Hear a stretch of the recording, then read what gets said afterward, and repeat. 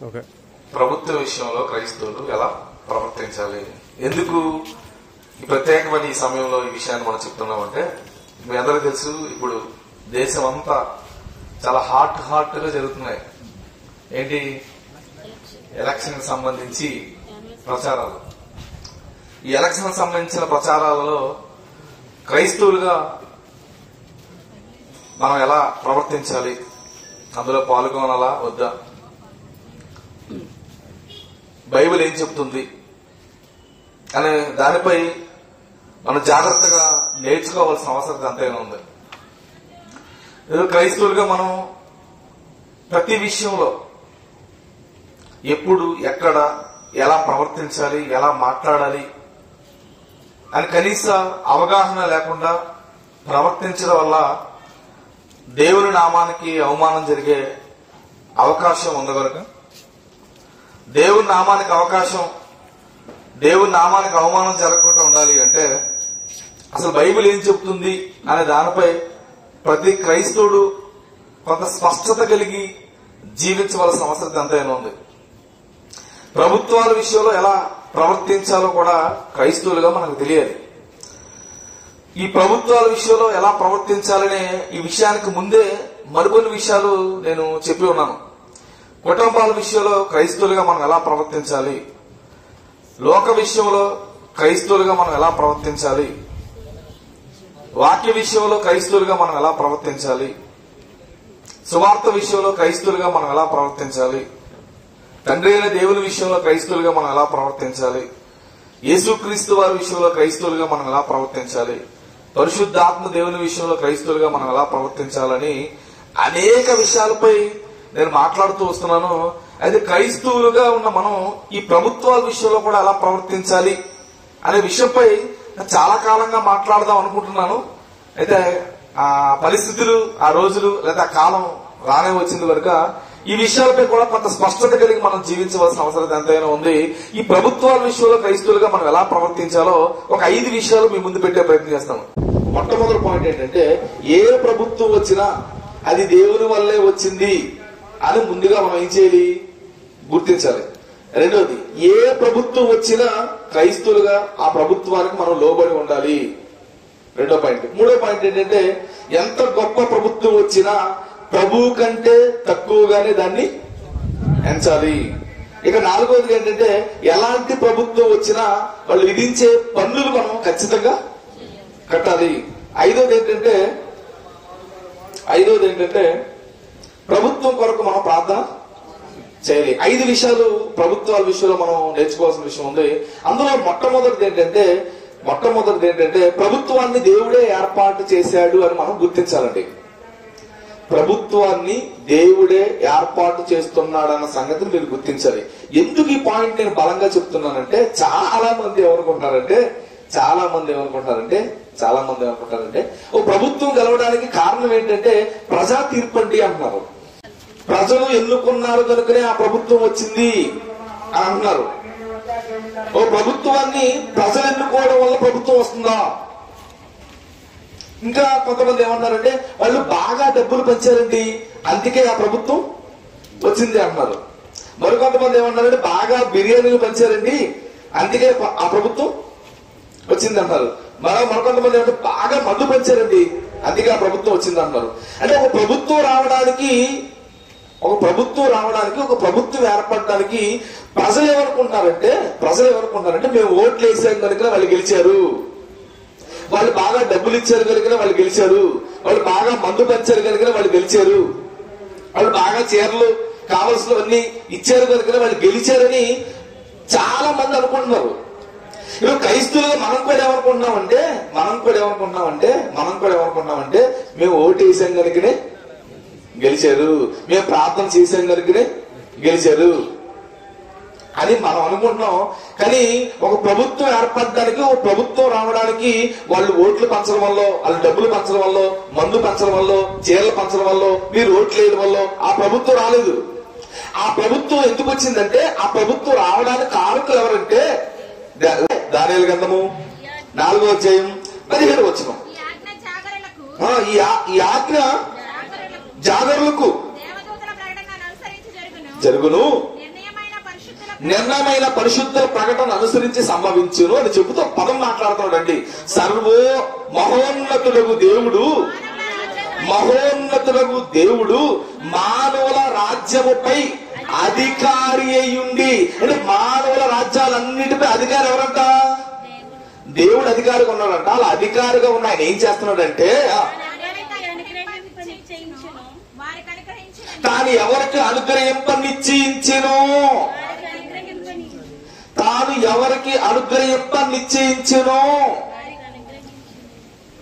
తాను ఎవరికి అనుగ్రహింపనిశ్చయించునో వారికి అనుగ్రహించుననియు ఆయా రాజ్యములపై అత్యల్పులైన మనుషులను ఆయన నియమించి ఉన్నాడని మనుషులందరూ తెలుసుకున్నట్లు ఇలాగ జరుగును. మనుషులందరూ ఒక విషయం తెలుసుకోవాలంట.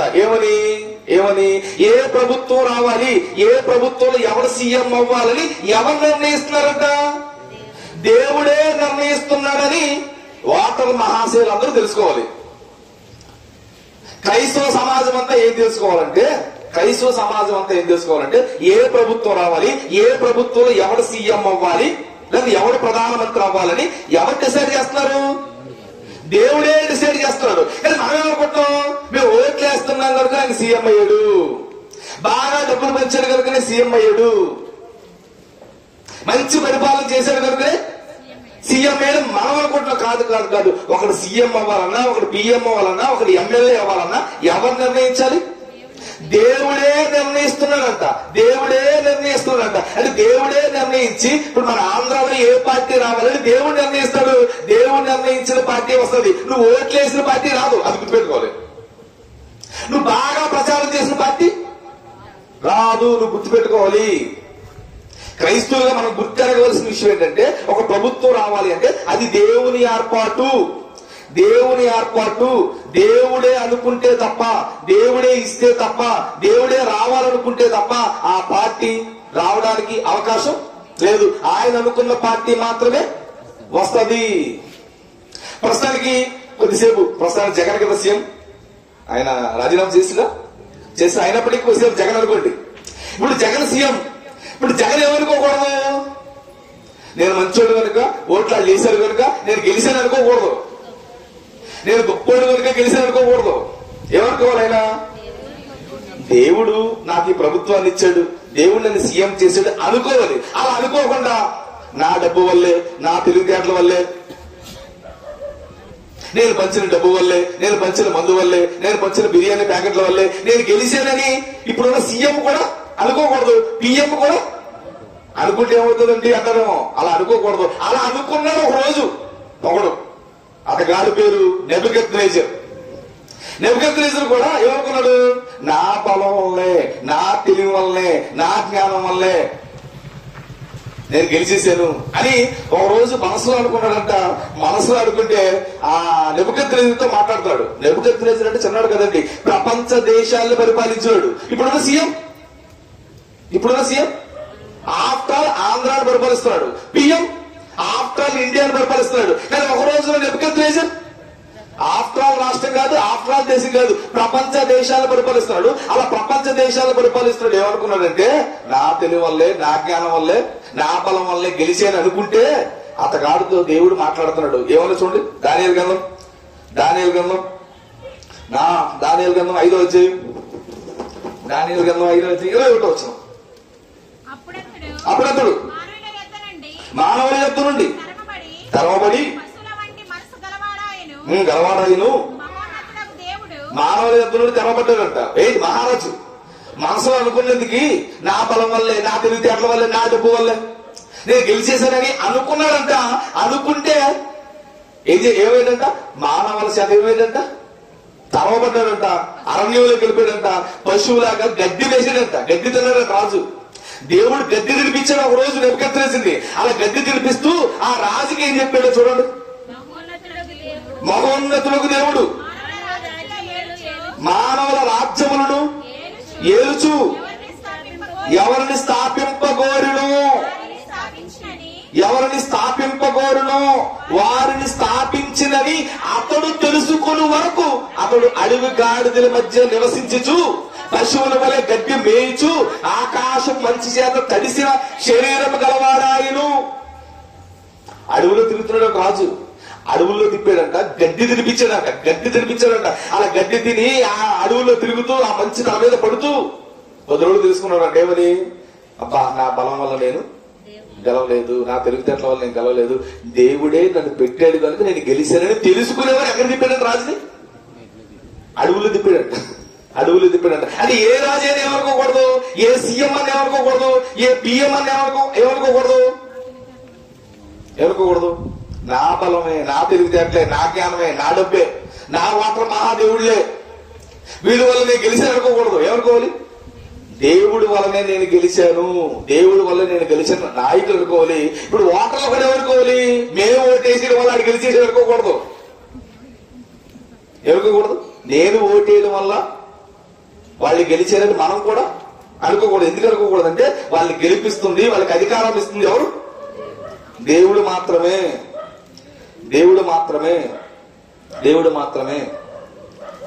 దేవుడే ఒక వ్యక్తికి అధికారం ఇస్తున్నాడు కనుక, దేవుడు ఇచ్చే అధికారాన్ని మనం తీయలేము. మనం ఒక అధికారం తీయలేము, ఒకరి అధికారాన్ని మనం ఇవ్వలేము.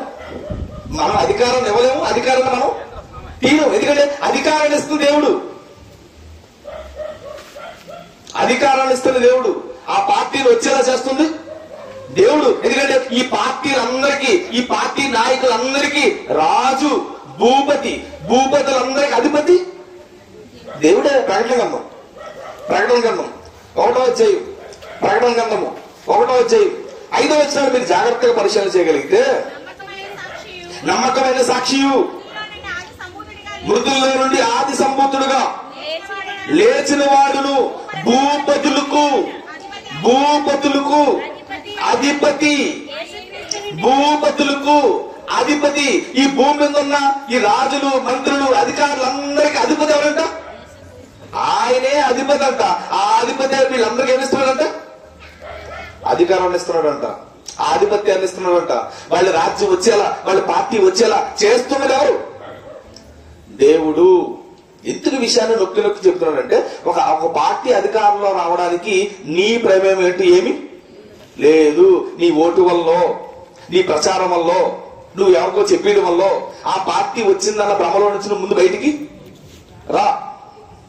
ఏ పార్టీ రావాలన్నా సరే దేవుని ప్రమేయంతో వస్తుందో తప్ప మనుషుల ప్రమేయంతో ఏ పార్టీ రావట్లేదు. అంటే ఇప్పుడు ప్రభుత్వాలకి లేదా పార్టీలు గెలవడానికి ఓటర్లకి ఎలాంటి సంబంధం లేదు. కానీ అందరూ ఏమనుకుంటారంటే మేము ఓట్లేయడం వల్ల వాళ్ళు గెలుస్తున్నారు అని భ్రమలో మనం ఉన్నాం. ముందు ఆ భ్రమలో నుంచి బయటికి మనం రావాలి. ఆ దానికి మనం ఓటు వేయడం ఎందుకంటే అంటారు, ఓటు వేయాలి. ఎందుకంటే ప్రభుత్వం ఓటేయమంది కనుక, ప్రభుత్వాన్ని దేవుడు గౌరవించమన్నాడు కనుక ప్రభుత్వం ఓటేయమంది కనుక ఓటేయాలి. ఎవరికేయాలి? నీకు నచ్చినోడికి. ఈడికే అడిగే చెప్పను, నీకు నచ్చినోడికి వేసి ఏమనుకోవాలి? దేవాన్ని నీ పార్టీకి వేసాను, ఈ పార్టీని గెలిపించే దేవా అనకూడదు. ఏమనాలి? దేవాన్ని నీ పార్టీకి వేసాను, నీ చిత్తమైతే ఈ పార్టీని నేను వేసాను కనుక గెలిపించి అనుకో. అదవుతుంది. నా పాయింట్ మీకు అదవుతలేదు. ఓ పార్టీకి ఓటేసి ఏమని ప్రార్థన చేయాలి? దేవాన్ని నీ పార్టీకి ఓటేశాను, నీ చిత్తమైతే ఆ పార్టీని గెలిపించు. నీ చిత్తం కాకపోతే నేను చేయలేను. ఉదాహరణకి మీకు అర్థం అవడానికి ఏదో మత్తయ్య గారు పార్టీ పెట్టారు, నాగేశ్వర గారు పార్టీ పెట్టారు. ఇప్పుడు దేవుడి చిత్తంలో నాగేశ్వర గారు పార్టీ రావాలనుకుంటున్నాడు దేవుడు. ఇప్పుడు మత్తయ్య గారు కొట్టేసి మత్తయ్య పార్టీ రావాలని వచ్చా నువ్వు. దేవుడి చిత్తం ఏంటి?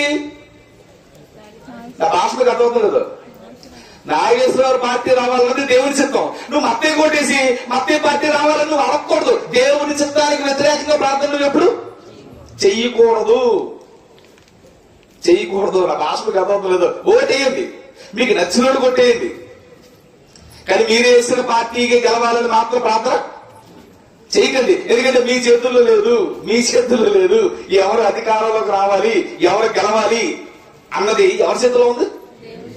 దేవుడి చేతిలో ఉంది. దేవుడే ఆయా పార్టీలకి అధికారాలు ఇస్తున్నాడంట, ఆయా వ్యక్తులకి అధికారాలు ఇస్తుంది ఆయనంట. భూపతులకు ఆయన అధిపతి, ఆయన అధిపతిగా ఉండి భూపతులకు ఏమిస్తున్నాడు? ఆయన అధికారం ఇస్తున్నాడు. మన పని ఓటేయడమే. దేవా నీ చిత్తం, ఎవరు గెలిపించాలనుకుంటే వాళ్ళు గెలిపించండి అడగడమే తప్ప ఈ పార్టీ రావాలి, ఆ పార్టీ రావాలని మనం ఎప్పుడు ప్రార్థన చెయ్యకూడదు. అది దైవ వ్యతిరేకమైన కార్యము.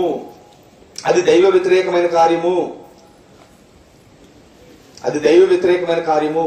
ప్రభుత్వం దేవుని ఏర్పాటును మనం గుర్తించాలి. మన చేతుల్లో లేదు, మన ఓట్ల వల్ల జరగదు, వాళ్ళు డబ్బులు ఏదో పంచారు కనుక దాని వల్ల జరగదు. ముందు దాని నుండి మనం బయటకు రావాలి. మనం ఓట్లు వేసేది వల్ల గెలిచేస్తున్నారనే భావనలో నుంచి నువ్వు బయటకు రావాలి.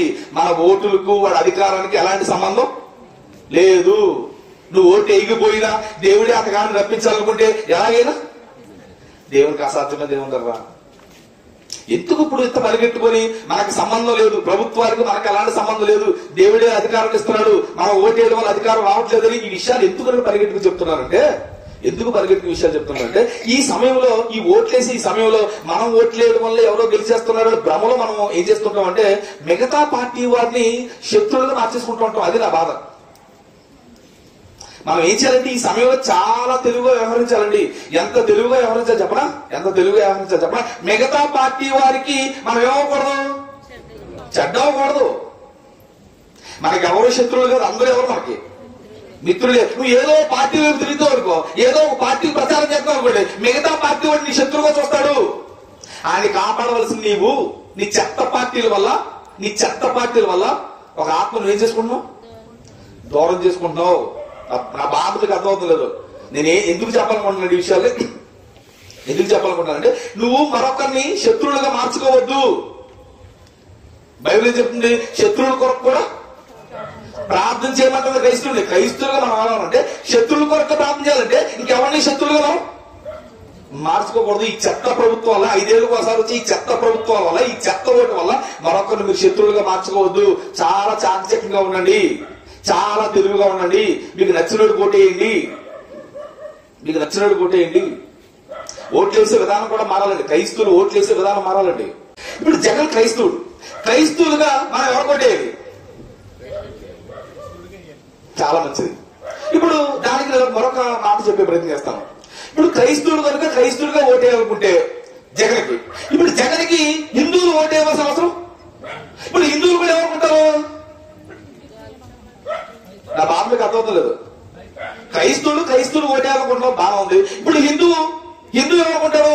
నీలాగా ఆడాలనుకున్నాడు అనుకోండి, జగన్ క్రైస్తవుడు కాదు కనుక అతగానికి ఓటు వేయకూడదు అనుకుంటారు. అంటే మనం ఆలోచించే విధానం రాంగు. క్రైస్తవులుగా ఓటేయాలనుకుంటే హిందువులు ఓట్లు క్రైస్తవులకు అవసరం లేదా, జగన్కి అవసరం లేదా? నేను ఓటు ఎలా చెప్పనా? మన మతస్థుడు కనుక, మన కులస్తుడు కనుక ఓటేయకూడదు. మంచోడైతే ఆడు మంచోడా ఓటేసేయడమే. అది మన కులం అవసరం లేదు, మన మతం అవసరం లేదు, మన ఇంటి పేరు అవసరం లేదు, మన ఊరు అవసరం లేదు. మంచోడైతే మంచోడు ఓటేయండి. మన కులం అయితే ఓటేస్తాను, మన మతం అయితే ఓటేస్తాను, మన ఊరు అయితే ఓటేస్తాను. ఇదంతా రాంగ్. నేను మీకు విషయం చెప్పనా? భారతదేశంలో హిందువులు ఎక్కువ మందా, క్రైస్తవులు ఎక్కువ మందా? హిందూగా ఓటేయాలి, క్రైస్తవులు ఓటేయాలంటే పైన అధికారం ఎవరికి వస్తుంది? చంద్రమోడికి. ఇది రాగు. ముందు మనలో చైతన్యం వస్తే హిందువులలో ఆటోమేటిక్ గా చైతన్యం వస్తుంది. హిందువుల్లో కూడా రావాల్సిన చైతన్యం ఏంటి చెప్పనా? హిందువుల్లో కూడా రావాల్సిన చైతన్యం మన మతస్థులు కనుక మనం ఓటు వేయాలనే మాట వాడు కూడా బయటకు పెట్టాలి. వాడు కూడా ఓటు ఎలాగంటే మంచోడైతే ఓటేస్తారండి. మన మతంతో మనకు పని లేదండి, మతంతో పని లేదని మనం అనుకుంటే హిందువు కూడా ఏమనుకుంటాడు? మతంతో పని లేదంటాడు. ముందు మనకే మతంతో పని అనుకో, హిందువుకి మనకన్నా మత పిచ్చి ఎక్కువ ఎవరికి? హిందూకి. ముందు ఈ మతం అనే పిచ్చి ముందు మనం బయటకు రావాలి. మనం బయటకు వస్తే మన చుట్టుపక్కల కూడా ఏం చేస్తాం? అరే మతాన్ని చూసి వేయకూడదురా, ఏం చేయాలి? మంచోడైతే ఓటేయాలి. ఓటు మాత్రం ఏంటి? ప్రచారాలకు వెళ్ళొద్దు. ఎందుకంటే నువ్వు ప్రచారాలకు వెళ్ళడం ఏమవుతుందంటే మిగతా వారికి చెడ్డ అయిపోయే ప్రమాదం ఉంటుంది, మిగతా వాళ్ళని శత్రువులుగా భావించే ప్రమాదం ఉంటుంది. ఏంటి ప్రచారాలు నాకు అవసరం లేదండి. నా జీవితంలో జరిగిన ఒక సంఘటన మీకు చెప్తానండి. నేను ఇప్పుడు వచ్చి ఒక్కసారి కూడా ఓటేయలేదు. పోయినసారి ఎలక్షన్కి ఏం జరిగిందంటే ఇద్దరు వ్యక్తులు నా దగ్గరికి వచ్చి బ్రదర్ ఎలా అయినా ఈసారి మా పార్టీకి ఓటేయాలన్నాడు. నేనేం చెప్పానంటే నేను ఓటేయాలన్నాను. వాడు సైలెంట్కి వెళ్ళిపోయి వారం తర్వాత ఏం చేశాడంటే 10 మందిని బయటికి తీసుకొచ్చాడు. బ్రదర్ ఏంటి మీ ప్రాబ్లం ఏంటి, ఎందుకు ఓటేయాలంటున్నారు, ఏంటి ప్రాబ్లం ఏంటి, మమ్మల్ని ఎక్కడి శత్రువులు చూస్తున్నారు. ఈ 10 రోజులు ఏం చేశారంటే ఇద్దరు నా ఇంటికి వచ్చిన ఇద్దరు ఈ 10 రోజులు ఏం చేశారంటే నన్ను ఒక అర్ధశత్రువులో చూస్తున్నారండి. 10 రోజుల తర్వాత పెద్దోళ్ళు తీసుకొచ్చారు, మాతో మాట్లాడించారు, వాళ్ళకి క్లారిటీకి చెప్పారు. ఇంతకీ నేను ఓటు వేయనాను కదా, ఓటు వేయనాను కదా. నా ఉద్దేశం ఏంటి? మీ పార్టీకి వేయనని కాదు నా ఉద్దేశం. అసలు ఓటు వేయని చెప్పాను. ఆడికి అర్థమైంది. నా భాష మీకు అర్థవుతుందా? అసలు ఓటు వేయరా బాబు అని చెప్పాను. ఆడికి ఎలా అర్థమైందంటే ఇది మన పార్టీకి వేయనంటాడు కనుక, అటు పక్క పార్టీకి వేసేస్తారు కనుక వీడు మనకు శత్రువులు తిరుగుతారు 10 రోజుల నుంచి. అంటే క్రైస్తవులుగా మనం ఎంత జాగ్రత్తగా ఉండాలంటే, ఎంత మెలకు కలిగి ఉండాలంటే, మనం మాట్లాడే మాటలు బట్టి కూడా అతగాడు మనం ఎలా మార్చేసుకుంటాడు? శత్రువులుగా మార్చేసుకునే ప్రమాదం ఉంది. శత్రువులుగా మార్చేసుకునే ప్రమాదం ఉంది. అండ్ ఈ పార్టీలు ఈ 5 ఏళ్ళకి ఒకసారి వచ్చే ఈ ప్రభుత్వాల విషయంలో, ఓట్లేసే విషయంలో మీకు తెలియదే ఉంది. మీరు వద్దని ఇంటికి వచ్చి డబ్బులు ఇస్తారు. క్వశ్చన్ చెప్పనా, డబ్బులు తీసుకోవాలన్నా కూడా ప్రమాదమే. ఎందుకని ఈ డబ్బులు తీసుకోవాలంటే ఇది మా పార్టీ వాడు కాదేమో. నిజమండి, అలా ఉందండి పరిస్థితి. డబ్బులు తీసుకోకపోయినా ప్రాబ్లమే, ఓటు ఏదైనా ప్రాబ్లమే. ఇప్పుడు ఏం చేయాలి? మనం చాలా సైలెంట్ గా ఉండాలి, చాలా డీసెంట్ గా ఉండాలి, చాలా యుక్తిగా ఉండాలి. ఎవరిని మన శత్రువులుగా మార్చుకోకూడదు.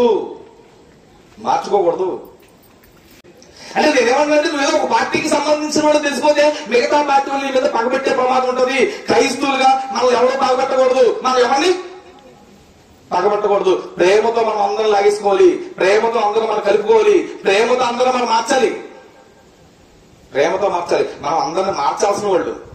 ఈ చెత్త ఒడ్డుతో అందరినీ మనం ఏం చేసుకోకూడదు, పోగొట్టుకోకూడదు. చాలా వివేకంగా ఉండాలి. నీకు ఇష్టం వచ్చినట్టు కొట్టే, నేను వీళ్ళకి కాళ్ళకి ఏం చెప్పట్లేదు, నాకు అంత ఇంట్రెస్ట్ కూడా లేదు, నేనేం కూడా మీరు వేస్తే ఏంటి. కానీ మిగతా పార్టీ వాళ్ళతో మీరు ఏం పెంచుకోవద్దు, శత్రుత్వం పెంచుకోవద్దు.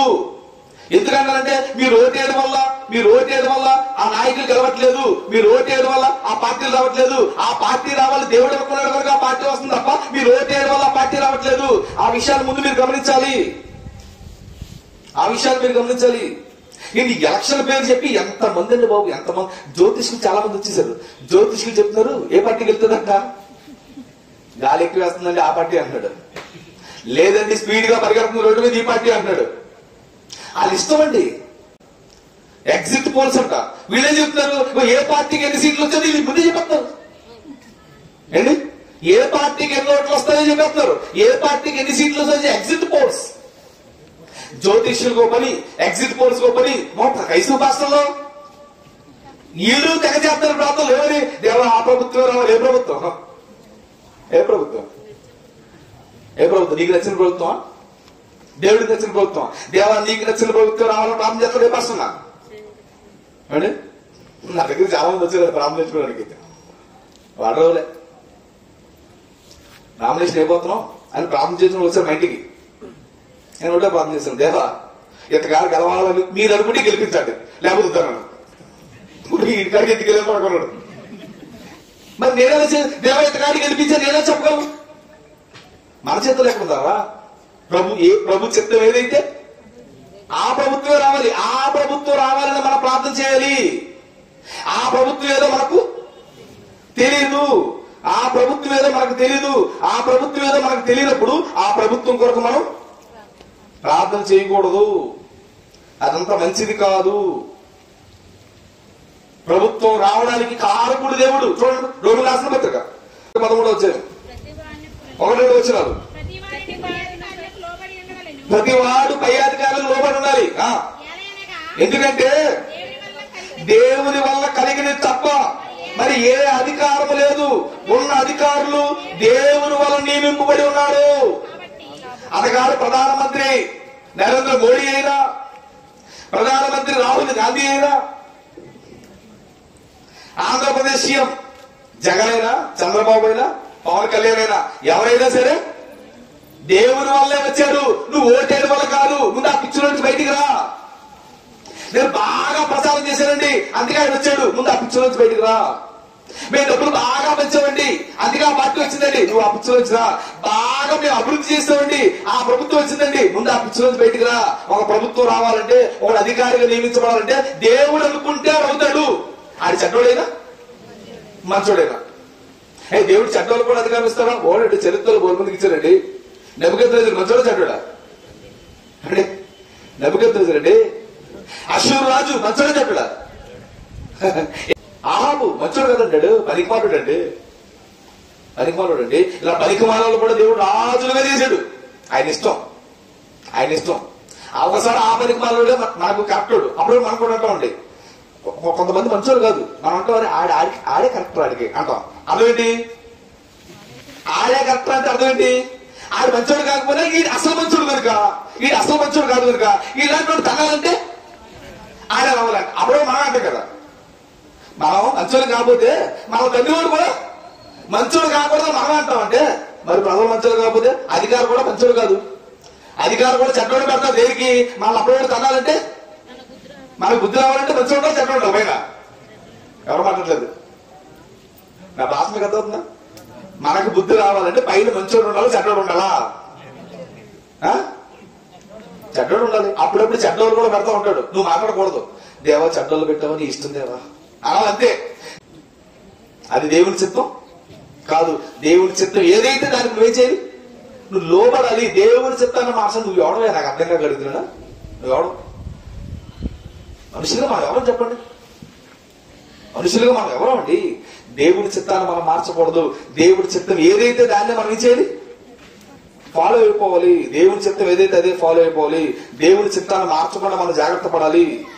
దేవుడి చిత్తాన్ని మార్చకుండా మనం జాగ్రత్త పడాలి. దేవుడి చిత్తం ఏంటో తెలుసుకోవడానికి ప్రయత్నం చేయండి.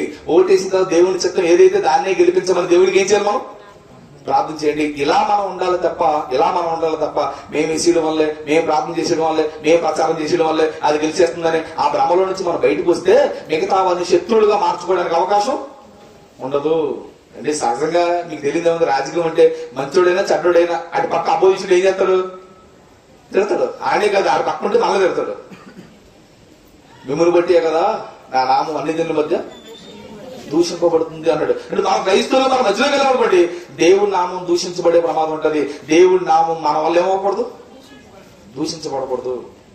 ఇది సహజంగా మీకు ఎలా ఉంటే చెప్పండి, ఓటుకి 200 300 లేదా ప్రచారానికి వస్తే 300 400 ఇస్తామని చెప్పి తీసుకెళ్తారండి.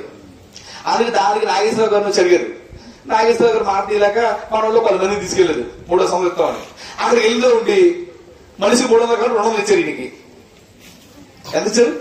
200 ఇచ్చారు. ఇప్పుడు 200 పెంచారు అనుకోండి, ఈయన అనుకుంటారు 300 సంవత్సరం ఇస్తే 100 వేసేది. ఎవరో ఎందుకు వచ్చింది గోళ నీకు ఏమండి? వాళ్ళు ఇచ్చింది 200. అన్నది ఏమనుకుంటారు? ఇప్పుడు 300 సంవత్సరం ఇచ్చుంటే నాగేశ్వరం 100 వేసేసాడు. నువ్వు నీతిగా ఉన్నా, నువ్వు నిజాయితీగా ఉన్నా ఈ ఎలక్షన్ టైంలో ఎవడో ఏం చేయడు? నమ్మడు. వాళ్ళు నమ్మడు కనుక నువ్వు మధ్యలో కలగకుండా జాగ్రత్తగా ఉండడం మంచిది. జాగ్రత్తగా ఉండాలండి, చాలా జాగ్రత్తగా ఉండాలండి. క్రైస్తువులుగా మన లోకంలో ఎలా ఉండాలో చెప్తున్నాడండి. మత్తయి సువార్త 10వ అధ్యాయం, మత్తయి సువార్త 10వ అధ్యాయం 16వ వచనం. ఇదిగో తోడేళ్ల మధ్యకు గొర్రెలు పంపినట్లు నేను మిమ్మల్ని పంపుచున్నాను కనుక పావుల వలె వివేకం. పాము ఎంత తిరుగండి, శత్రువు వస్తే పాము ఎలా కనబడుతుంది? దానికి చెవులు, పావుకి ఏముండవు, చెవులు. కానీ శత్రువు వస్తున్నాడంటే ఏం చేస్తుంది? ఇమీడియట్ గా అక్కడ తప్పించుకోపోతే చాలా వివేకంగా ప్రవర్తిస్తుంది పాము. క్రైస్తువులారా మీరు ఎలా ఉండాలి? వివేకంగా ఉండండి. పాము వల్ల వివేకంగా ఉండండి. పావుల వల్ల ఎలా ఉండాలి? నిష్కాపట్యం గలవారు ఉండండి. చాలా చోట్ల బైబిల్ ఉంటుందండి, క్రైస్తవులు నిందారహితులుగా ఉండాలి, నిందారహితులుగా ఉండాలి. వీళ్ళు నిందలు ఉండకూడదు. కానీ రాజకీయాల్లోకి వెళ్తే ఆటోమేటిక్ గా వస్తాయి. నీకు దరిద్రం అనుకుంటుంది, ఎందుకు వచ్చింది కర్మ నీకు? పోయి అలాగని నువ్వేదో నుంచోడి పోతావా, నీ నాన్న నుంచోడి పోతాడా? అది కాదు, ఎవడో కోసం నువ్వెందుకు అండి? నీకు ఏదైనా ప్రాబ్లం వస్తే నీ పక్కన చుట్టాలు వస్తారా, బంధువులు వస్తారా, స్నేహితులు వస్తారా, మీ నాయకుడు వస్తారా? చుట్టాలు, బంధువులు, స్నేహితులు వస్తారబ్బా, మీ నాయకుడు రాడబ్బా. కానీ ఆ నాయకుడి కోసం చుట్టాలని, బంధువులు, స్నేహితులు ఏం చేసుకుంటావు? దూరం చేసుకుంటావు. అదంత మంచిది కాదు. నువ్వు ఉండాలనుకుంటే పూర్తిగా రాజకీయాల్లో ఉండిపో, నీ ఇష్టానుసారంగా తిరుగు, నేను ఎవడే అడగడు. కానీ ఇటో కాలు అటో కాలు వేస్తే నువ్వు ప్రమాదంలో పడతావు. ఇటో కాలు అటో కాలు వేసి ఏమన్నా దేవుడు నువ్వు ఎచ్చగానే ఉన్నాయిరా.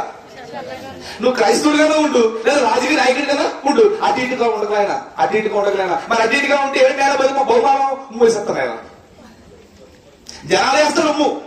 నువ్వు మంచోడైనా, ఎంత మంచిగా ఉన్నా జనాలు వేస్తారు. మంచోడు అంటారా? జనాలు మంచోడు అంటుంటే ఆడెంత దొబ్బేసాడు? మంచోడు కదండి బాబు. మనం మంచి చేసినా కూడా చెడ్డగానే భావిస్తారు. నాకు తెలిసిన ఒక ఆవిడ ఉందండి,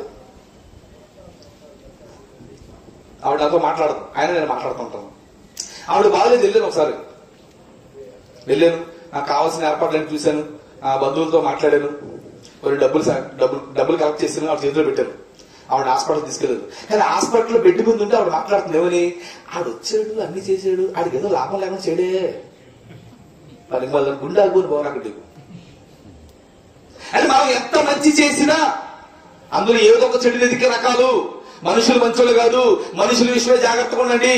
క్రైస్తవులుగా మనం చాలా జాగ్రత్తగా ఉండాలి, చాలా వివేకంగా ఉండాలి. మీకు చెడ్డ పేరు తెచ్చుకోకండి. మీకు చెడ్డ పేరు వస్తే దేవునికి చెడ్డ పేరు వస్తుంది. దేవునికి చెడ్డ పేరు రాకుండా ఉండాలంటే మీరు దానికి దూరంగా ఉండడం మంచిది. ఓటేయొద్దంటలేదు, ఓటేయి, నీకు నచ్చినోడికి ఓటేయి.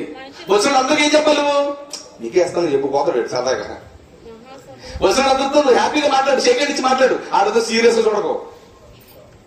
ఆడు మన శత్రువు ఏంటో నాకు అర్థం కాదు. మిగతా పార్టీ చూస్తే ఒళ్ళు కమరం ఎక్కువపోతే ఏమి నాకు అర్థంగా కడుతున్నాడు. మీ నాన్న వచ్చాడా, మీ బాబు నుంచున్నాడా, మీ అమ్మ నుంచుందా, ఏంటి నీకేంటి అంత బాధ, ఎవడో వచ్చాడు నీకేంటి నాకు అర్థంగా కడుతున్నాడు.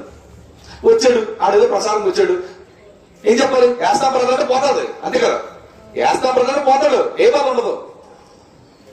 ఉండదు. మన కాన్సన్ట్రేషన్ చేసాం అనుకోండి, మన మీద కాన్సన్ట్రేషన్ చేసే ప్రమాదం ఉంటుంది.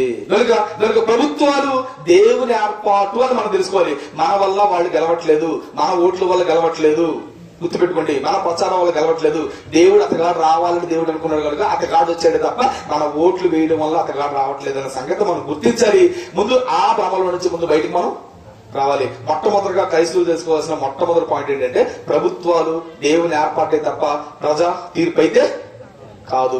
రెండోదిగా ప్రభుత్వాల విషయంలో క్రైస్తవులు ఎలా ఉండాలంటే ఏ ప్రభుత్వానికైనా క్రైస్తవులు లోబడాలరా. రెండోది మరి చెప్తారు. రెండో పాయింట్ ఏంటంటే ప్రభుత్వానికి క్రైస్తవులు ఏం చేయాలి, లోబడాలి. అది చెడ్డ ప్రభుత్వం అయినా మంచి ప్రభుత్వం అయినా వాళ్ళు కొన్ని రూల్స్ పెడితే ఆ రూల్స్ ఏం చేయాలి, మనం లోబడాలి. ఏమంటే అన్ని రూల్స్ లోబడాలా అంటారు, అన్ని కాదు, కొన్ని లోబడాలి, కొన్ని లోబడకూడదు. ఏవైతే లోబడకూడదో తర్వాత చెప్తాను, కానీ వీలైనంత వరకు అన్ని ఏం చేయాలి, మనం లోబడాలి. ప్రభుత్వాలకు లోబడాలి.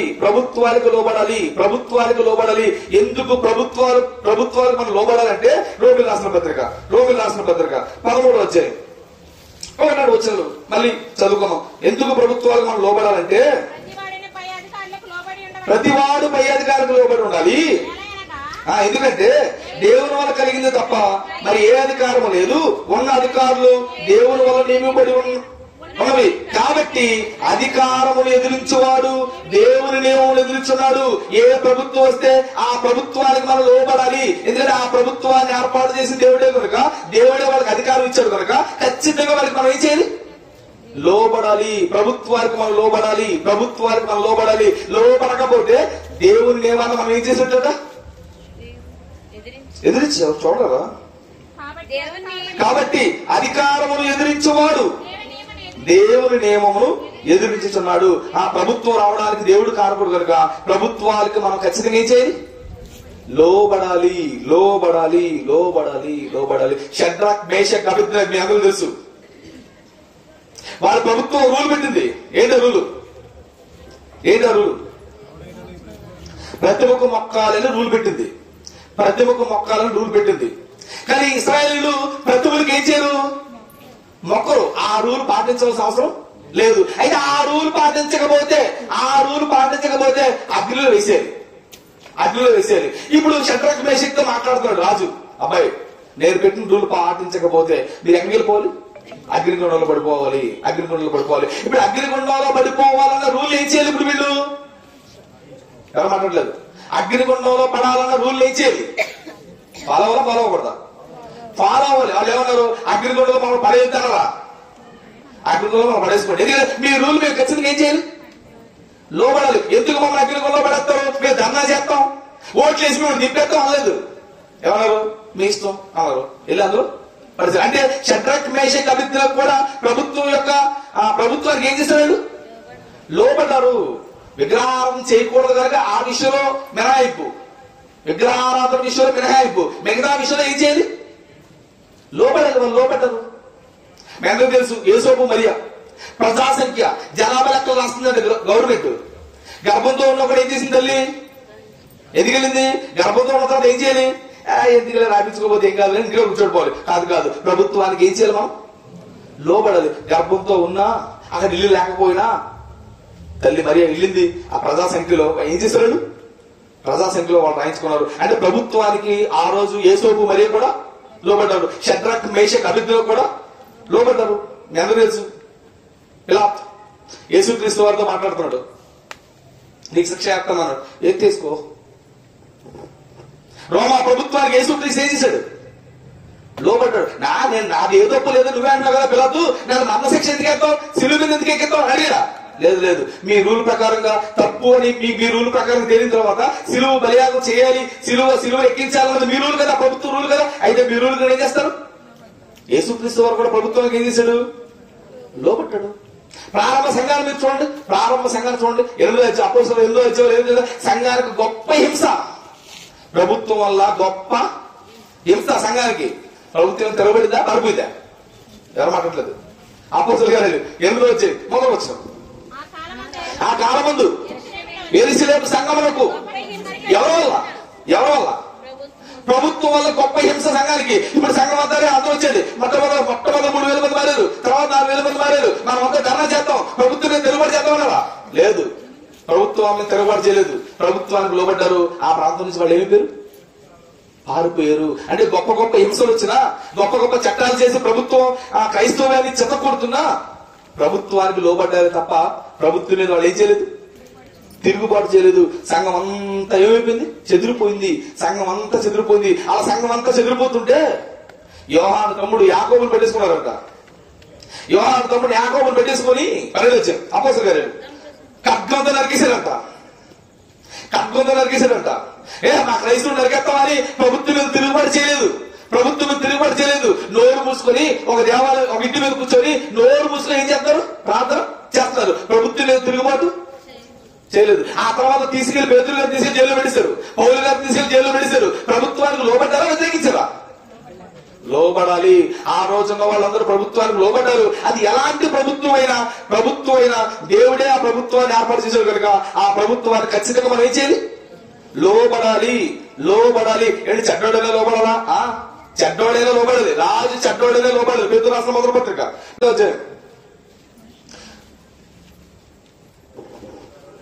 13వ మనుషులు నియమించి ప్రతి కట్టలో ప్రభు నిమిత్తమే లోబడి రాజు అందరికీ అధిపతియు నాయకులు దుర్మార్గులకు ప్రతిదండన చేయుటకును సన్మార్గులకు మెప్పు కలుగుటకును రాజు వలన పంపబడిన వారికి లోబడి ఉండండి. చెడ్డోళ్ళని లోబడదా?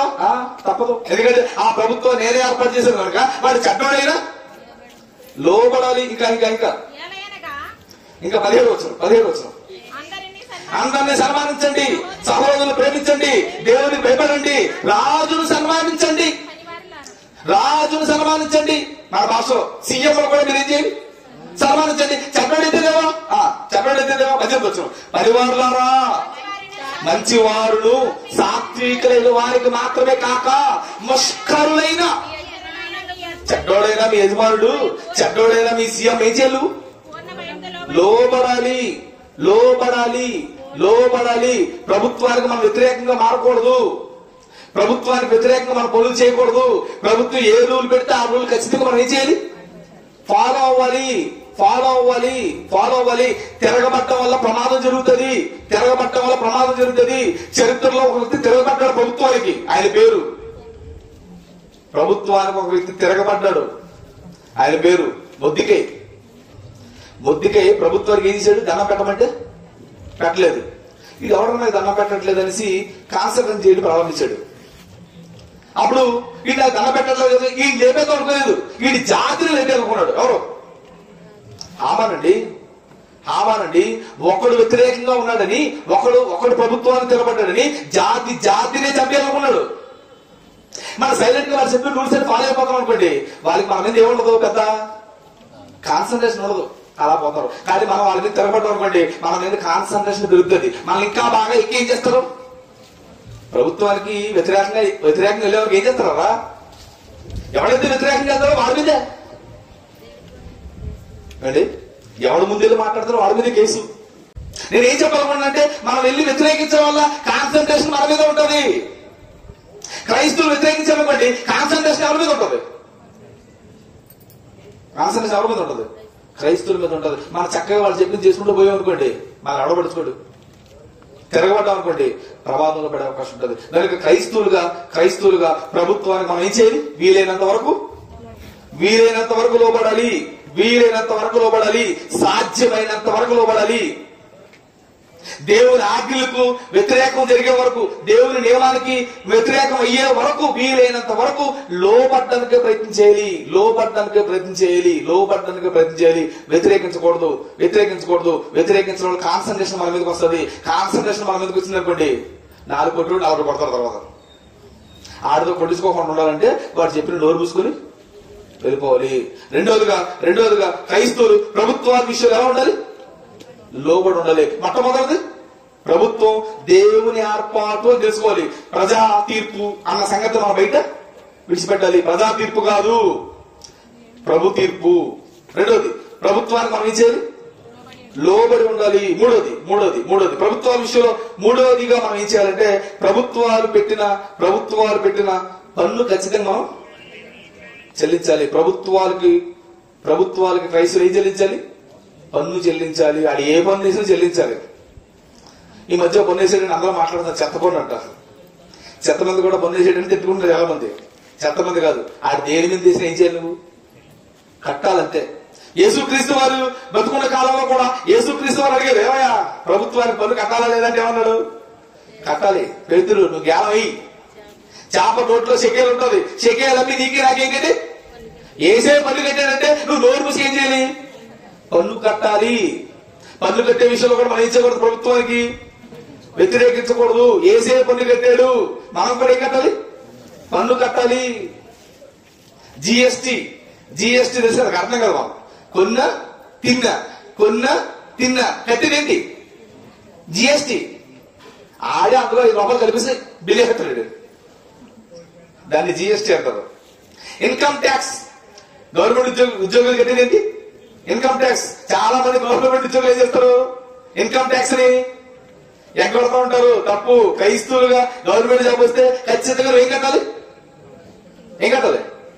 ఇన్కమ్ ట్యాక్స్ కట్టాలి, పన్ను కట్టాలి, జిఎస్టి కట్టాలి, పన్ను కట్టాలి. అది ఖచ్చితం, మనం పాటించాలి.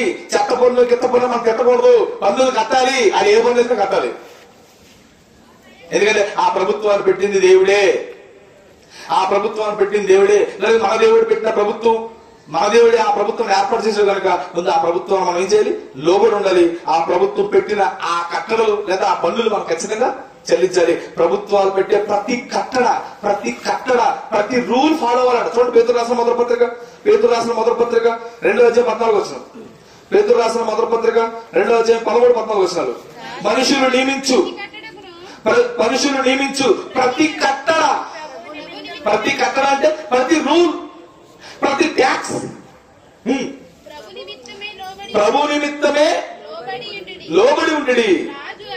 రాజు అందరికి అధిపతియు, నాయకులు దుర్మార్గులు ప్రతి చేటుకు, సన్మార్గులకు మెప్పు కలుగుటకు రాజు వలన పంపబడిన వారు అని వారికి లోబడి ఉండాలి. వారు వేసే ప్రతి కట్టడకు మనం ఫాలో అవ్వాలి. ప్రతి పన్ను మనం కట్టాలి. ఆ పన్ను ఈ పన్ను మనం తిట్టుకోకూడదు, రోజు కట్టడమే. ప్రభుత్వానికి లోబడి ఉండాలి, ప్రభుత్వానికి పన్ను కట్టాలి. ప్రభుత్వం దేవుని ఏర్పాటు అని మనం ముందు ఎరగాలి. నాలుగోది ఇదే మెయిన్. నాలుగోది ఏంటంటే ప్రభుత్వాన్ని ప్రభు కంటే తక్కువగా ఎంచాలి. ఇప్పుడు వస్తాం అసలు విషయంలోకి. ప్రభుత్వాన్ని ప్రభు కంటే తక్కువగా ఎంచాలి. ఇప్పుడు ప్రభుత్వ పార్టీ మీటింగ్ అక్కడ జరుగుతుంది, ప్రార్థన ఎక్కడ జరుగుతుంది? దేనికి నువ్వు ముందు ప్రాధాన్యత ఇవ్వాలి? నువ్వు ప్రభుత్వ మీటింగ్ వెళ్ళావు అనుకో, ప్రభుని ఏం చేసావు? నువ్వు తక్కువ చేసావు.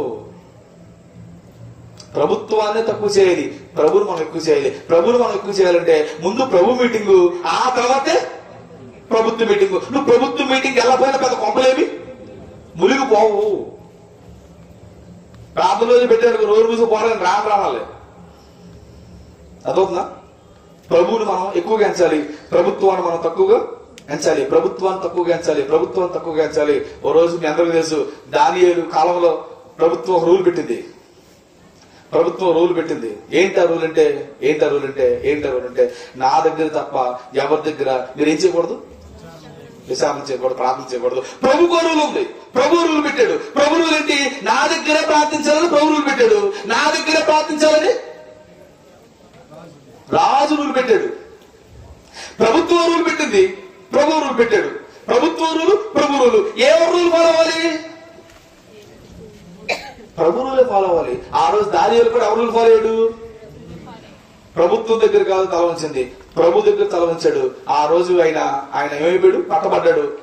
ఎక్కడ? సింహాల కోణంలో పడ్డాడు. అంటే చావుకు కూడా తెగించాడు. ప్రభుత్వం వచ్చిన తన్నెక్కదన్నా నువ్వు ఎక్కడ రావాలి? ప్రభు దగ్గరికి రావాలి. ముందు ప్రభు, ఆ తర్వాతే ప్రభుత్వం. మన ముందు ఉన్న భక్తులు ఏం చెప్తున్నాడంటే, అరే బాబు, ప్రభు కోసం నేను చావడానికి కూడా సిద్ధపడ్డాను, ఇగో సింహాల గుహలో కూడా వెళ్ళిపోయాను. అయితే దేవుడు గొప్పడు కనుక, ప్రభు గొప్పడు కనుక ప్రభుత్వం నుంచి ఏం చేశాడు? కాపాడాడు. ఎందుకయ్యా నువ్వు ప్రభుత్వంకే వ్యతిరేకించావు? ప్రభుత్వానికి లోబడాలి కదా అంటే, ప్రభుత్వానికి లోబడాలి పొందే చెప్పారు కదా, ప్రభుత్వానికి లోబడాలి. కానీ ప్రభు రూల్ ఒకటి ఉంది, విగ్రహారాధన చేయకూడదు ప్రభువులు ఉంది. ఒక ప్రభుత్వం విగ్రహారాధన చేయకూడదు అనుకోండి, ఆ రూల్ మనం ఏం చేయొచ్చు? ఆ ఒక్క రూల్ మాత్రం మనం బ్రేక్ చేయొచ్చు, మిగతా మొత్తం ఏం చేయాలి? ఫాలో అవ్వాలి. ఎందుకంటే మీ అందరూ తెలిసి పాత నిబంధనలో నుంచి కొన్ని వాక్యాలు ఉంటాయి, నిర్గమాకాండలో కొన్ని ఆజ్ఞలు ఉంటాయి. 10 ఆజ్ఞల్లో మొట్టమొదటి ఆజ్ఞ, నీ దేవుడే యెహోవా, నేను తప్ప వేరొక దేవుడు నీకు ఉండకూడదు. కనుక ప్రభుత్వాన్ని మనం తక్కువ చేయాలి, ప్రభుని ఎక్కువ చేయాలి. ప్రభుత్వం మీటింగ్ కన్నా ప్రభు మీటింగ్ గొప్పగా ఎంచుకోవాలి. ఆదివారం చాలా మంది ప్రభుత్వాల మీటింగ్ ఆదివారం కూడా ప్రార్థన మానేస్తారు. ఏంటి దేనికి మానేస్తారు అంటే ఏమవుతుంది? దీనికి ప్రభుత్వం ఎక్కువ ప్రభుత్వం ఎక్కువైపోయింది. ప్రార్థన కూడా మానేస్తారు. వద్దండి, చాలా ప్రమాదం అండి. క్రైస్తువులుగా మనం అలా ఉండకూడదు. అలా ఉంటున్న వాడికి మనం ఏం చెప్పాలి? అలా ఉండకూడదు అని మనం చెప్పాలి. అందులో మనం ముందుంటాం. మామూలు దరిద్రులు కాదు, గర్భదరిద్రులు. వద్దండి, అది మంచి పద్ధతి కదండి. ప్రభు ముఖ్యం. ఆ తర్వాతే ప్రభుత్వం. నీకు చేతనైతే మీ నాయకుడు చెప్పు, సోమవారం ప్రార్థన ఉంది, ఈరోజు పెట్టగాలి. మీకు చెప్తే ఉన్నట్టు బాగా దగ్గర బాగా నీ అధికారి కన్నా దేవుడు చాలా గొప్పవాడు. కీర్తనకారులో మాట్లాడుతారు, రాజులు నమ్ముకున్నట్టు కంటే, మీ ఎమ్మెల్యేల్లో, మీ ఎంపీల్లో, మీ సీఎంను నమ్ముకున్నట్టు కంటే యెహోవాను నమ్ముకోవటం, యెహోవాను ఆశ్రయించడం మేలుని ఓ రాజు మాట్లాడుతున్నాడు. సామాన్యంగా మనం చెప్పలేమా? చెప్పాలండి. ఖచ్చితంగా మన ప్రభుత్వాలు ప్రభు కంటే తక్కువగా పెంచాలి. ఆ రోజు మొదటి శతాబ్ద సంఘాన్ని కూడా ప్రభుత్వం ఏం చేస్తుంటే ఆపిందండి. అపోస్తలుల గారు 4వ అధ్యాయం 19 వచ్చినప్పుడు జాగ్రత్త పరిశీలి, జగత్ ముగిస్తారు, కంగారే పడకండి. 11, 9, 11 ఒక 5-10 నిమిషాలు ముగిస్తాను. అప్పుడు వారిని ప్రభుత్వం పిలిపించిందంట. ఎవరిని? సంఘస్థుల్ని. మీరు యేసు నామమును బట్టి ఎంత మాత్రము మాట్లాడకూడదు, బోధింపకూడదు వారికి ఆజ్ఞాపించును. అందుకు పేతురు వ్యవహారం మాట్లాడుతున్నాడు. దేవుని మాట వినుట కంటే మీ మాట వింటే దేవుని దృష్టికి న్యాయమా? మీరే చెప్పండి. ఏమన్నారు? అధికారులు ఏం మాట్లాడుతున్నారు? అధికారులారా, మీ మాట కంటే దేవుడి మాట మాకు ఎక్కువ, దేవుని మాట కంటే మీ మాట వినడం న్యాయం. మీరు చెప్పండి. మీ మాట వినడం న్యాయం కాదు, దేవుని మాట మాత్రం వినడం న్యాయం అని చెప్తే ఉండదు. మేము కన్న వాటిని విన్న వాటిని చెప్పకుండా ఉండలేమని వారికి. ఆ రోజున్న సంఘస్థులు ఎలాంటి అంటే ప్రభుత్వాన్ని కూడా ఏం చేశారు? ఎదిరించారు. ప్రభు కోసం ప్రభుత్వాన్ని ఎదిరించారు. ఈరోజు ప్రభుత్వానికి ఏమైపోతున్నాం? మనం దాసులైపోతున్నాం. ప్రభు కంటే గొప్పలుగా చూస్తున్నాం అండి. ప్రార్థనకి ముందుగా వచ్చి కూర్చోటం లేదు తెలియదు, కానీ మంత్రులు, ఎమ్మెల్యే, సీఎం వస్తున్నాడంటే బాబు మనోళ్ళు గంటల ముందు వెళ్ళిపోతున్నారు, ఎండలో ఓడిపోతున్నారు బాబు. ఏమండి, మన్నిటి ఎండలో నుంచి ఓడిపోతున్నారు. రేగు షెడ్ వేస్తే ఏమన్నారు? ఈడు వచ్చేస్తున్నారు. రైతు దగ్గరండి, రేగు షెడ్లు కూర్చోండిరా, ప్రభు కోసం కూడా మాట్లాడదామంటే లేదు, టైం అయిపోతుంది, ముందుగా ముగించి ఎండ తట్టుకెళ్ళిపోతాం. మరి ప్రభుత్వం మీటింగ్ ఎలా వెళ్తున్నాం ఎండలోని? అంటే నీకు ప్రభుత్వం ఎక్కువైపోయిందా? ప్రభుత్వం ఎక్కువైపోయిందా? వద్దు కాదు, మంచి పద్ధతి కాదు. క్రైస్తవులుగా మనం ప్రభుకి ఇంపార్టెన్స్ ఇవ్వాలి, ప్రభుత్వానికి కొంచెం ఇంపార్టెన్స్ తగ్గించాలి. ప్రభు లేనప్పుడు ప్రభుత్వానికి ఇచ్చుకో, నేను కాదన్నా ప్రభుత్వానికి ఇచ్చుకో కాదన్నా. కానీ ప్రభు ఉన్నప్పుడు మాత్రం ప్రభుకు మాత్రమే ఇవ్వాలి, ప్రభుకు మాత్రమే. క్రైస్తవులుగా దేవుని కంటే ప్రభుత్వాన్ని కొంచెం తక్కువగా మనం చూడాలి. ఇది 4వ పాయింట్. 5వ పాయింట్ అంటే ఏ ప్రభుత్వం కొరకైనా క్రైస్తవులు ప్రార్థన చేయాలి. అది చెప్తానండి, ఏ ప్రభుత్వం కొరకైనా క్రైస్తవులు ప్రార్థన చేయాలి. ఏంటి, మనకు అనుకూలమైన ప్రభుత్వం ప్రార్థన చేస్తాం చేయమా? మనకు ఇష్టమైన ప్రభుత్వం ప్రార్థన చేస్తాం చేయమా? అందులో నీకో పెట్టి నీకు నచ్చింది కనుక, నీకు ఇష్టమైంది కనుక ఎవరైనా చేస్తాడు. ఇష్టం లేని దాని కొరకు కూడా చేయాలంట, అవునా? ఇష్టం లేని ప్రభుత్వం కొరకు కూడా చేయాలంట. ఉదాహరణకి జగన్ నీకు ఇష్టం లేదనుకోండి, వచ్చేసేది అనుకోండి, ఏం చేయాలి? జగన్ బాగుండాలని ప్రార్థన చేయాలి. లేదు, చంద్రబాబు వచ్చేసాడు, నీకు ఇష్టం లేదు, అయినా కొరకు ఏం చేయాలి? చంద్రబాబు ఆరోగ్యవంతులుగా ఉండాలి దేవా, మమ్మల్ని చక్కగా పాలించాలి దేవా అని మనకి నచ్చని ప్రభుత్వం కొరకు కూడా ప్రార్థన చేయాలి. ఎక్కడ ఉంది బైబిల్లోని? ఇరిమియా గ్రంథం రాసుకొచ్చానండి మీకోసం. ఇరిమియా గ్రంథం 29వ అధ్యాయం 7వ వచనం. ఇరిమియా గ్రంథం 29వ అధ్యాయం. నేను మిమ్మల్ని చెరగోరిపోయిన పట్టణం యొక్క క్షేమము కోరి దాని కొరకు యెహోవాకు ప్రార్థన చేయండి. ఏ పట్టణస్థులైతే మిమ్మల్ని చెరగ తీసుకెళ్లిపోయారో, ఏ రాజు దగ్గర అయితే మీరు బానిసలుగా ఉన్నారో ఆ రాజు కొరకు ఏం చెప్పండి దేవుడు? మళ్ళీ బానిసలుగా తొక్కేసేవాడు కొరకు ప్రార్థన చేయాలా? ఎస్. దేవుని పిల్లగా మనకు శత్రువులు ఎవరు లేరు. వాడు మన శత్రువుగా చూడొచ్చు కానీ మనం ఏం చేయకూడదండి, శత్రువుగా చూడకూడదు. నాకు నచ్చని ప్రభుత్వం కొరకు కూడా మనం ఏం చేయాలి? ప్రార్థన చేయాలి. అందుకే యేసుక్రీస్తు చెప్తుంటాడు, మీ శత్రువుల కొరకు ఏం చేయండి? మీ శత్రువే. మీకు నచ్చని ప్రభుత్వం అంటే అర్థం ఏంటి? మీకు నచ్చని ప్రభుత్వం అంటే మీకు శత్రువులైన ప్రభుత్వమే. మీ శత్రువుల కొరకు కూడా ప్రార్థన చేయండి. మత్తయి సువార్త 5వ అధ్యాయం 43-44 వచనం.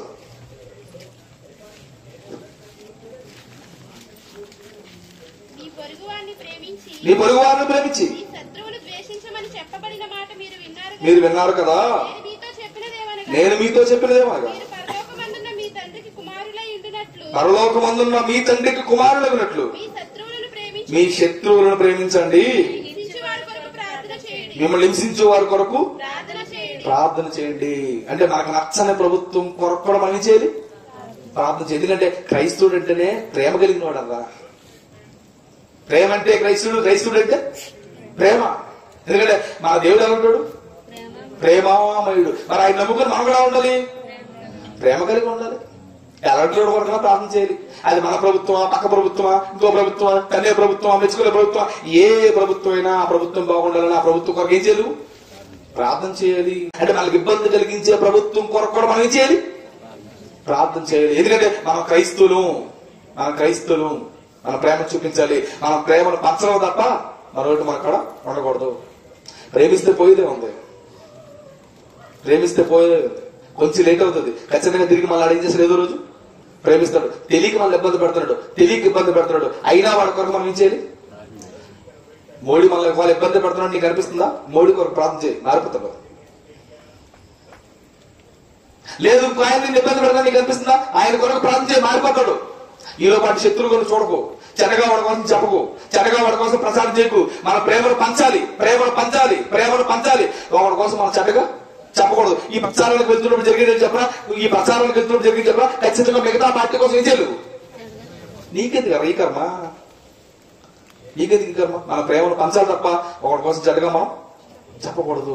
ప్రభుత్వాల కొరకు క్రైస్తవులుగా మనం ప్రార్థన చేయాలి. కొత్త నిబంధనలు రాయబడిన ఆ మాటలు కూడా మీరు చూడగలిగితే ముగిస్తారు. చివరిగా తిమోతికి రాసిన మొదటి పత్రిక 2వ అధ్యాయం, తిమోతికి రాసిన మొదటి పత్రిక 2వ అధ్యాయం 1-2 వచనాలు కూడా మీరు జాగ్రత్తగా పరిశీలన చేయగలిగి ముగిస్తాను. చివరి ఫ్రెండ్స్, మనం సంపూర్ణ భక్తియు మాన్యత కలిగి నెమ్మదిగాను సుఖముగాను బ్రతుకు నిమిత్తం అన్నిటికంటే ముఖ్యముగా మనుషులందరి కొరకును, రాజుల కొరకును, అధికారుల కొరకును విజ్ఞాపనలు, ప్రార్థనలు, యాచనలు, కృతజ్ఞతాస్తుతులు చెల్లింపవలని హెచ్చరించుచున్నాను. క్రైస్తవ సమాజమా, రాజుల కొరకు, ప్రభుత్వాల కొరకు, అధికారుల కొరకు ప్రార్థించాలన్నది ఆఖరి కాదంట, హెచ్చరిక.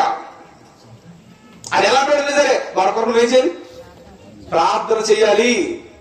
ప్రభుత్వాలతో మనకు పని లేదు. ఏ ప్రభుత్వమైన దేవుడే నియమిస్తాడు. నువ్వు కంగారు పడకు. నీ పనేంటి? ఓటు వెళ్ళకుంటున్నావా? వెళ్ళి వేసి వచ్చే, అంతకు మించి నువ్వు ఎక్స్ట్రా చేయకు. ఓ తిరిగికు, ఓ జెండాలు కప్పేసుకోకు. అది అంత మంచిది కాదు. చాలా మంది మనం పోగొట్టుకునే ప్రమాదం ఉంటది. ఈ విషయాలు చాలా మందికి తిరిగేస్తున్నారు. తెలిసి నువ్వు తిరక్కో, అది నా బాధ. తెలిసి నువ్వు తిరక్కో. తెలుగుడు తిరుగుతుంటాడు, అది బైబిల్ రాదు, బైబిల్ మీద అంత అవగాహన లేదు. దాన్ని నువ్వు ఆ పార్టీకి సంబంధించిన అంటే తెలుసుకోగలేమవుతుంది. మిగతా పార్టీ నీ శత్రువుకి చేసే ప్రమాదం ఉంటుంది. నువ్వు ఎంత గొప్ప వాక్యం చెప్పినా కిందోడు ఏం చేయకుండా ఉంటుంది. వినండి, చాలా మంది యూట్యూబ్ లో మాట్లాడేస్తున్నారు. ఆ పార్టీ మంచిది, ఆ నాయకుడు మంచోడు, ఆడికి ఓడికి అలా అవన్నీ చెప్తున్నాడంటే ఆడి బైబిల్ రాదని. అంత పెద్ద కూడా అలా అంటామంటే అవును. నీకు ఎందుకు అసలు ప్రభుత్వాల కోసం? పెద్దవాడైతే చిన్నానేంటి? పెద్దవాడైనా చిన్నాడైనా ఏం చేయకూడదు. ఈ ప్రభుత్వం ఆ ప్రభుత్వం మనం చెప్పకూడదు. వేస్ట్. నీకు తెలుసు చెప్పు, నీ మాట విలువలు చెప్పు. నువ్వు బయటికి వెళ్ళి ప్రసాదం చేయద్దు. ఎందుకు? ప్రమాదం.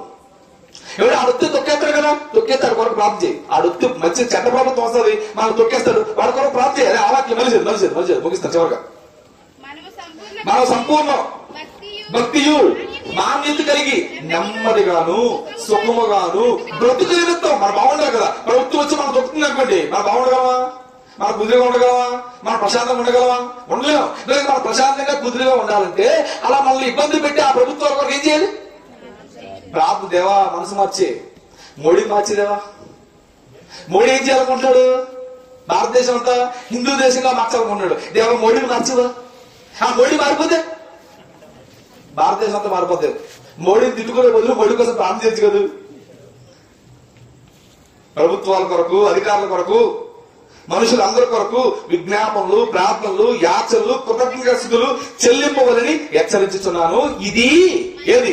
అందరి కొరకు ప్రార్థన చేయడం అన్నది ఇది మంచిది, మన రక్షకుడు దేవుని దృష్టికి అనుకూలమైనది. మన దేవుడికి అనుకూలమైనది ఏంటంట?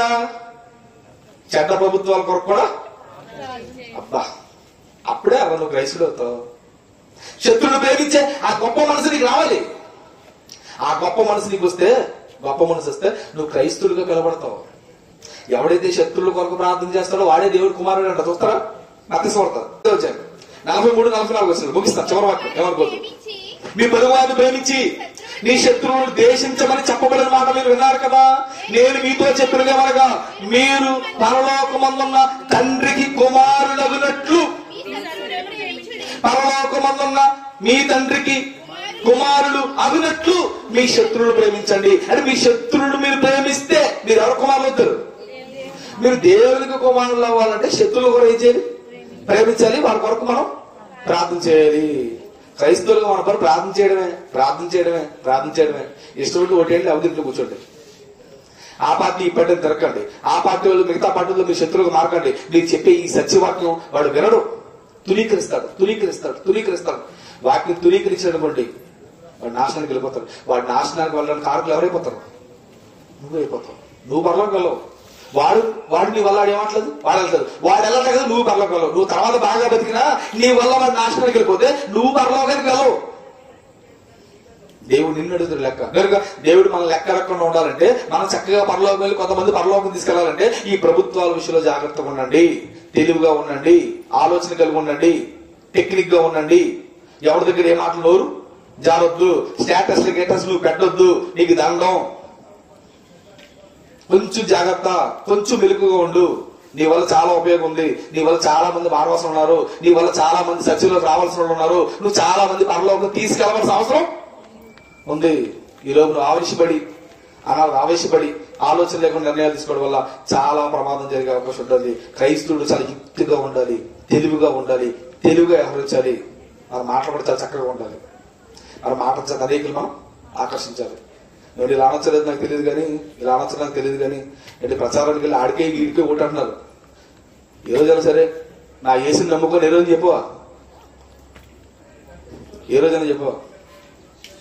ఏమిటి ఆడి ఓటేమో చెప్తూ కూడా వదులుతాడండి. యేసుని నమ్ముకోమని చెప్తూ పరలోకి వెళ్తున్నాడు నాయన. ఏసు నమ్మకం జీవితం పరలోకి వస్తారు. ఎండాలి లేకుండా వెళ్తున్నారు, వెళ్ళండి. ప్రస్తుతం మీకు నచ్చించేది నేను కాదన్న, కానీ ప్రభు కొరకు కూడా అలా వెళ్ళంటారా? ప్రభు కొరకు కూడా అలా చెప్పంటారా? మీరు పరలోకి వెళ్ళి కొంతమందిని పరలోకి తీసుకెళ్ళంటారా? ప్రభుత్వాల విషయంలో జాగ్రత్తగా ఉండారా? ప్రార్థన చేసుకుని దయగల తండ్రి